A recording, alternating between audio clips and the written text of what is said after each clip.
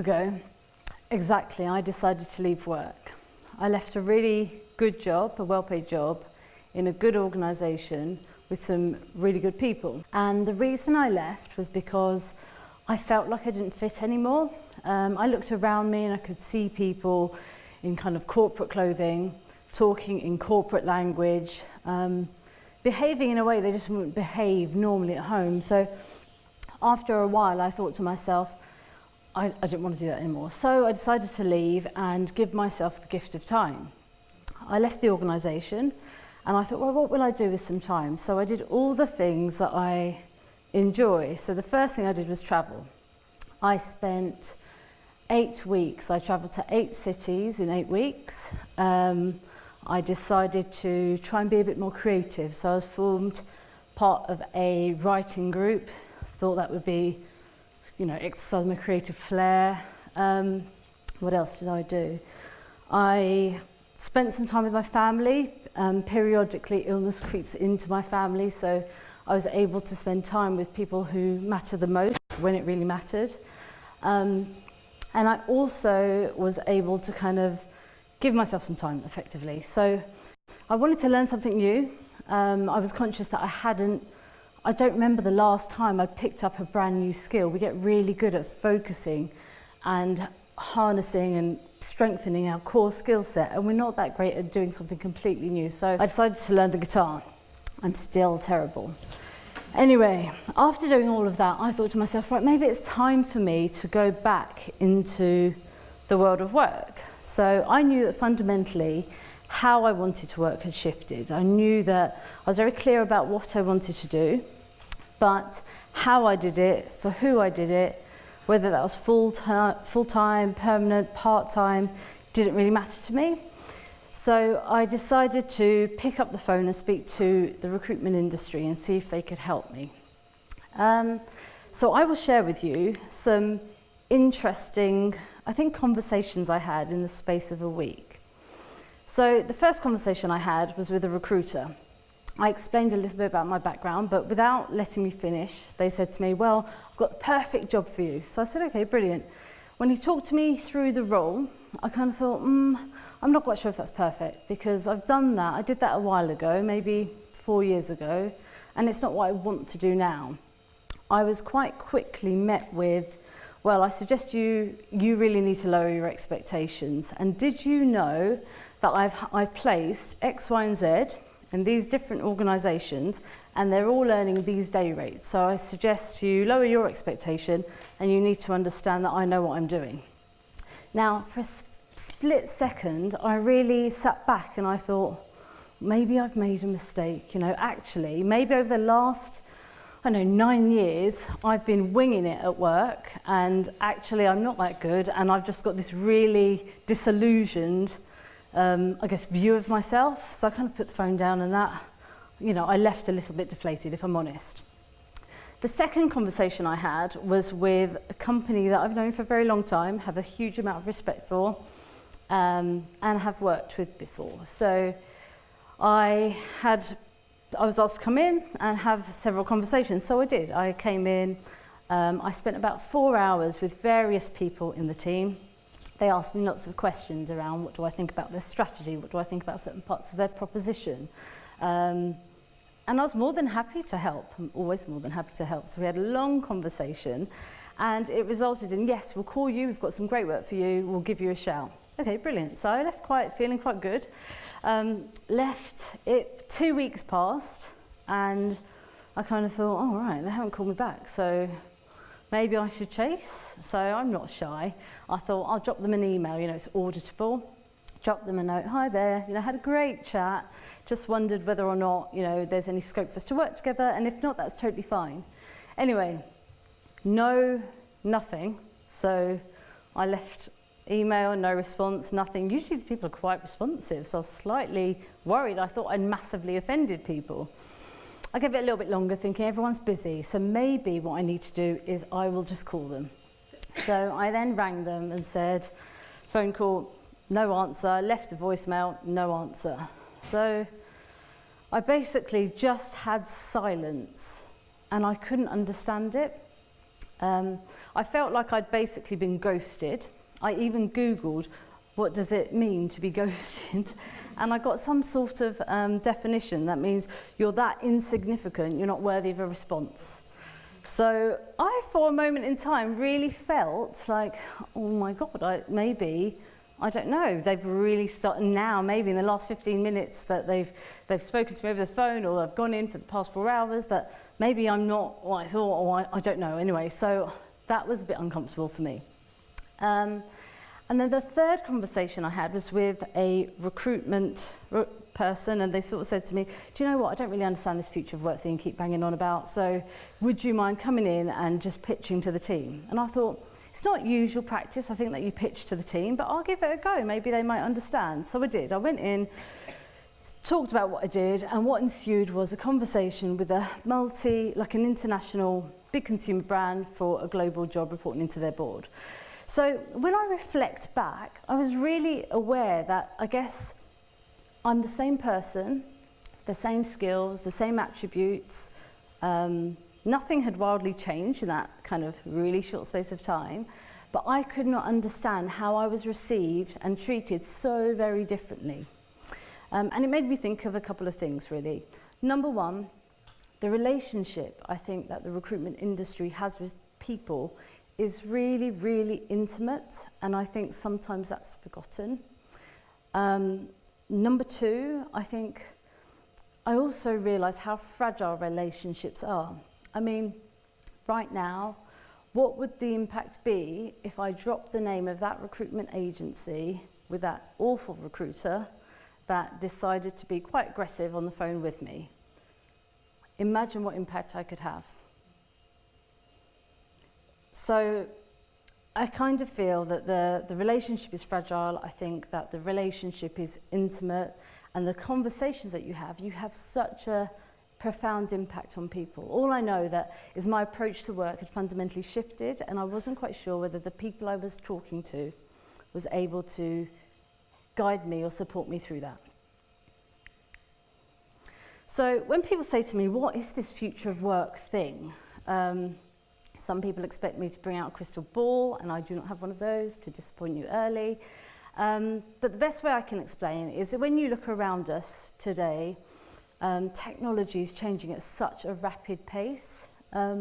It's really changed the way we travel, it's changed the way that we shop, it's changed the way that we watch TV, it's even changed the way that we actually meet people. It's having a huge, huge impact. And people often say to me, well, we've always had technology, and I think this future of work thing and this, all this hype around technology is just unnecessary. Well, the one thing that I do think is different is that the pace of change, it's much quicker than ever before. We see how not only people, but large organisations are really struggling to keep up. I don't need to go on about companies like Blockbuster or Kodak that really struggled with technology or ignored certain trends. And we only have to see the news today to see companies like Toys R Us, or, there's many that are really, really struggling with that pace of change. Now, this technology and this change of pace is not just affecting those elements of our life, they're also affecting the way that we work. So when you think about it, we are certainly seeing how technology is automation, machine learning is absolutely redefining future skills. And what I mean by that is in some areas where there are routine jobs, repetitive tasks, we're absolutely seeing technology eliminate certain roles. In other areas, we're also seeing how technology is augmenting certain roles. And finally, there are spaces where we're seeing brand new roles emerge that we've never seen before. So if we stop to think about that for a minute and what that means for this industry, it makes me realise that actually for some people that might want to, have no choice, but their jobs are being automated, they will have to navigate, relearn, unlearn, and more than ever before. And how will we support them when they're having to think very differently about their next role?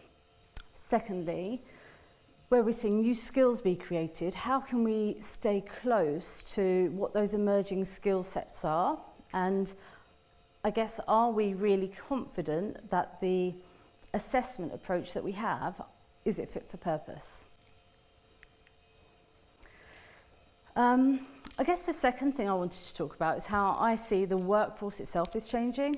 So we often hear about the millennial and that they are digitally savvy and we must hire them all because they all know about technology. And it's true, there's a cohort of people that are in the workforce that absolutely have been born in a world where technology is moving so very quickly. But I think the one thing that we are also forgetting is that our workforce is comprised of 5 generations. So in a really short space of time under one roof, you can have lots of different people with lots of different attitudes to work, and to avoid labelling, but there is a real complexity around the workforce today.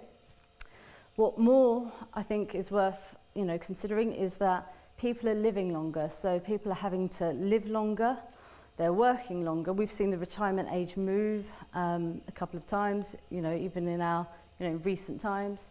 So people are looking at work very differently. So in the past, you would have seen education, a big chunk of employment, and then retirement. Now, as people have to live and work longer, actually that whole model's being challenged. People are taking time out, people are re-engaging with work, they're taking gap years, not just when they finish university, but any kind of time. So how people engage with work is shifting. And also, for me, the silent, I think, issue that we have is that we also have an ageing population. So as we start to think about an older workforce, we think about all the processes that we're starting to become much more digital, trying to keep up. But I guess it leaves me thinking, are those processes relevant for an older worker? For example, how do we help a returning retiree engage with a video interview for the first time when they've not had to look for a job in the past 25 years? It's just worth thinking about. And finally, technology for me is changing how we can work and how we expect to work. So what we're seeing is an increasingly decentralized workforce with increasingly decentralized work. So you would have all heard of the gig economy and how that's starting to kind of take hold. I think it poses some interesting opportunities for us. So actually what it does from a recruitment perspective is really broaden the kind of talent pool and access. People can genuinely do work from anywhere. And if you look in businesses today, I remember back in the time when I first started my first job, there was a cubicle with really high barriers. And that moved, the barriers then became a little bit lower. And then we got really sort of fancy, took away the barriers and had breakout spaces, and we had spaces for us to collaborate, and that was very nice. And people would use the space differently, but actually I was one of those people that could take my laptop, and the job that I did meant that I could be anywhere. So I often didn't work in the office. I didn't want to be there for a while. So I kind of thought, well, I could work from anywhere at any point, and that poses a really interesting opportunity. With hiring managers and businesses, actually, if you can access talent from anywhere, that can, really shift the game, I think. So we think about that and we think, okay, so as an industry, how do we respond to this change? And we see an explosion of HR tech. So I'm a big fan of tech for sure. I've spent lots of my time reviewing, looking at technology platforms, startups, and seeing what they do. I've been fortunate enough to spend a lot of time at things like Unleash and South by Southwest to kind of get some insight. And we see, if we just take the recruitment space itself, we see how chatbot functionality is taking the heavy lifting out of recruitment. We see how video adverts are kind of creating a more real way of engaging candidates, video interviewing. We are also seeing, blockchain technology, for example, emerging in this recruitment space and creating things like the digital passport, allowing perhaps an untamperable record, which might be a good or bad thing. So, there's a huge response around that HR tech space, and I think it's really interesting. But the one thing I think it's really important to remember is, in this world of technology, fundamentally, this industry will always be about connecting people, understanding and knowing people, and connecting them with meaningful work. So 3 things I'd like to leave you with. One, remember that relationships are really important. The words that you have with people, the relationship you build, especially in a time where they are looking for a new job, they can often feel vulnerable in a world that's changing constantly. How do you make sure that relationship is really strong? Secondly, we see so much tech around us, and it's having a huge impact, and it's really creating a really interesting experience. But how do we ensure that as a candidate or as a hiring manager, that when you're engaging with that technology, that human is kept at the centre of the process? And finally, how do you consciously create the experience? For me, experience is not about the output of a process or a shift in process. It's something that you can carefully create and consciously design. So how do we make sure we do that? You know, often people worry that robots will take over the world and take away your jobs, and I don't think that's the case. I think the one thing to remember in this industry, you know, robots are great at computation, but people can execute professional judgment. People are able to reason, they are able to create empathy. They're also they can choose to remain silent. So in a world that's filled with technology, for me, the future of work is also human. Thank you.